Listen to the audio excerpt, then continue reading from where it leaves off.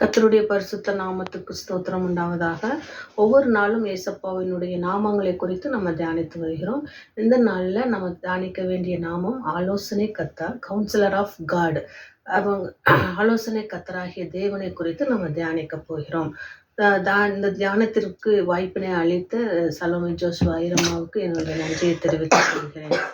வாரும் தூய ஆவியே, பிரசனத்தை வாஞ்சிக்கிறேன். வல்லமையால் என்னை நிறைத்து நீராழுகை செய்யும். ஜீவ தண்ணீர் நீரே, தாகம் தீர்க்கும் ஊற்றே, ஆலோசனை கர்த்தரே, ஆவியை ஊற்றும். வாரும் தூய ஆவியே, பிரசனத்தை வாஞ்சிக்கிறேன். வல்லமையால் என்னை நிறைத்து நீராழுகை செய்யும். நீங்க நேசிக்கிற நல்ல தகப்பனே, இந்த நாளில் உம நன்றியோடு துதிக்கிறோம், ஸ்தோத்திரிக்கிறோம் ராஜா. அப்பா, நீர் எங்கள் ஆலோசனை கர்த்தராய் இருந்து எங்களை ஆளுகை செய்ய வேண்டுமாய் உண்மை துதிக்கிறோம் தகப்பனே. நீர் சொல்லிக் கொடுத்த அந்த பாதைகளில் நீர் எங்களுக்கு கற்றுக் கொடுத்த அந்த ஆலோசனைகளின்படி நடக்க எங்களுக்கு கிருபை செய்தார் ராஜா. நீரே எங்களை பாதுகாத்து கொள்ளுங்க, வழி நடத்துங்க ராஜா. ஆமென். இந்த நாளில் நாம் ஆலோசனை, நம்முடைய தேவன் ஆலோசனை கர்த்தர் என்பதை நம்ம பார்க்கிறோம். நம்முடைய தேவன் ஆலோசனை கர்த்தராய் இருக்கிறார். எனக்கு ஆலோசனை தந்த கர்த்தரை துதிப்பேன், ராக்காலங்களிலும் என் உள்ளந்தெரியங்கள் என்னை உணர்த்தும் என்று சங்கீதம் 16:7 நம்ம பார்க்கிறோம். நம்மளுடைய ஆலோசனை கர்த்தரா இருக்கிறார் நம்முடைய தேவன். பல நேரங்கள்ல நம்ம உலக பிரகாரமான மக்களை தேடி ஆலோசனை கேட்டு ஓடி தெரிந்து கொண்டிருக்கிறோம். ஆனா அவங்க கொடுக்குற ஆலோசனைகள் நமக்கு அழிந்து போகிற ஒரு ஆலோசனையா இருக்கும். நித்தியமான ஆலோசனை கொடுக்கிறவர் நம்முடைய இயேசு கிறிஸ்து. அவருடைய ஆலோசனைகளின்படி நம்ம நடக்கும் பொழுது நம்ம வாழ்க்கையில ஒரு வெற்றியை நாம் காண்கிறவர்களா இருப்போம். ஏசப்பா சொல்லியிருக்கிறாரு, உன்மேல் என் கண்ணை வைத்து உனக்கு ஆலோசனை சொல்லுவேன்னு சொல்லியிருக்கிறாரு. நம்ம நடக்க வேண்டிய பாதைகளை அவர் காண்கிற தேவனா இருக்கிறார். பல நேரங்கள்ல நம்ம பாதைகளை மறந்து வழி தவறி போய்கொண்டே இருக்கிறோம். ஆனா ஏசப்பா நம்மளுடைய நடக்க வேண்டிய பாதையை நம்ம காட்டுற தேவன். நம்ம கரங்களை பிடித்து நம்ம எந்த வழியில நடக்கணும்னு சொல்லி நமக்கு ஆலோசனை கொடுத்து சரியான பாதைகள்ல நம்மளை வழி நடத்தி கூட்டிக் கொண்டு போயிட்டு இருக்கிறாரு. அதே போல நம்ம பார்க்கும்போது கானாவூர் கல்யாணம், நம்ம பைபிள்ல பார்க்கும்போது கானாவூர் கல்யாணத்துல திராட்சரசம் காலி ஆயிடும். அந்த நேரத்துல மரியாள் ஏசப்பாவை பார்த்து ஏசப்பா காமிச்சு அவர் என்ன சொன்னாரோ அதன்படி செய்யுங்கள்னு சொல்றாங்க. அதே போல ஏசப்பா என்ன ஆலோசனை கொடுத்தாரோ அந்த ஆலோசனைகளின்படி அங்க உள்ளவங்க வேலைக்காரர்கள் செய்தார்கள். 6 கற்ஜாடிகள் நிறைய நீர் நிரப்புனாங்க. ஏசப்பா அதை திராட்சரசமா மாற்றினாரு.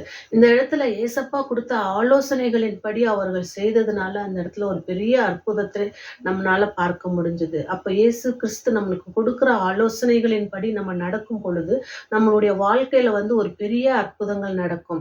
அதே போல பார்த்தோம்னா பேதுருடைய வாழ்க்கையில அவர் மீன் பிடிக்க போறாரு. ஒரு இரவெல்லாம் மீன் பிடிக்கிறாரு.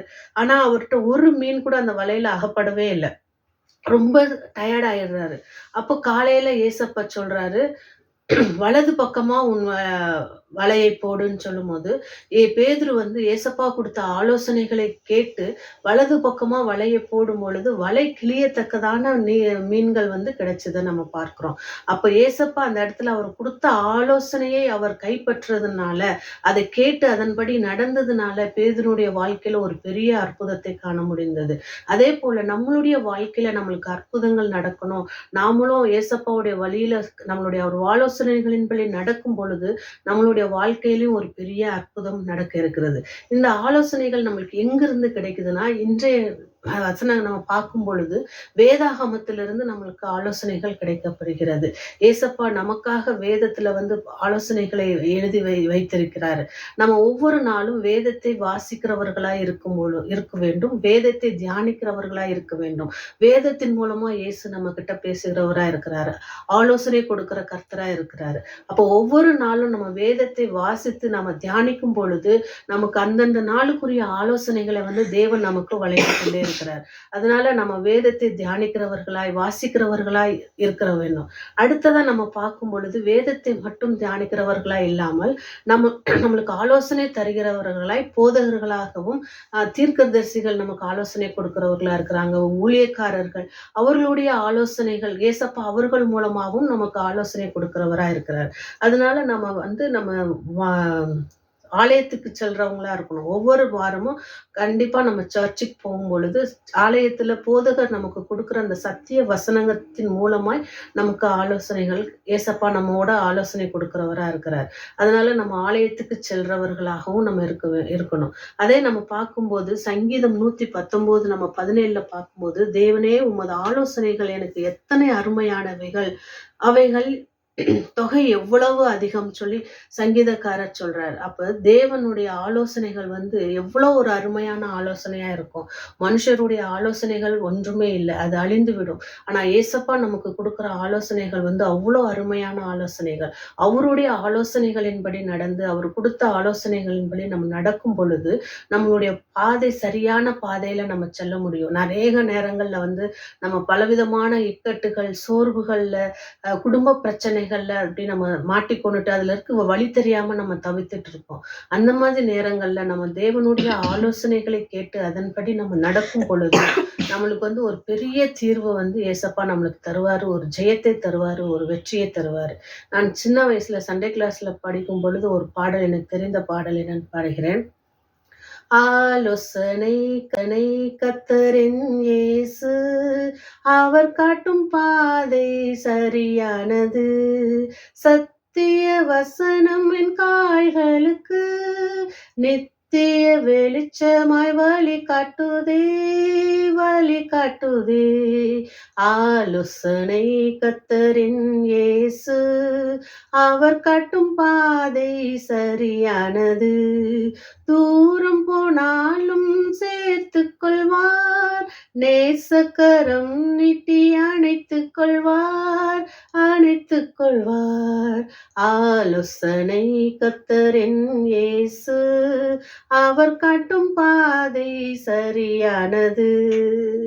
அதே போல ஆலோசனை கர்த்தர் இயேசு அவர் காட்டுற பாதையில நம்ம நடக்கும் பொழுது, அவருடைய சத்திய வசனத்தை நம்ம ஏற்றுக்கொள்ளும் பொழுது நம்மளுடைய வாழ்க்கையில ஒரு பெரிய அதிசயத்தை, ஒரு அற்புதத்தை நம்மளால காண முடியும். எப்பேற்பட்ட பிரச்சனைகள், இன்னல்கள் நம்ம சிக்கி கொண்டு இருந்தாலும் ஏசப்பாவினுடைய ஆலோசனைகளின்படி நடக்கும்போது நம்ம எல்லாரும் வழி தப்பி போனவர்களெல்லாம் கரெக்டான பாதைக்கு நம்ம வர முடியும். கடவுள் நம்மளை எந்த நேரமும் நம்ம வழி தவறி போனாலும் நம்மளை நேசிக்கிற தேவனா இருக்கிறார்.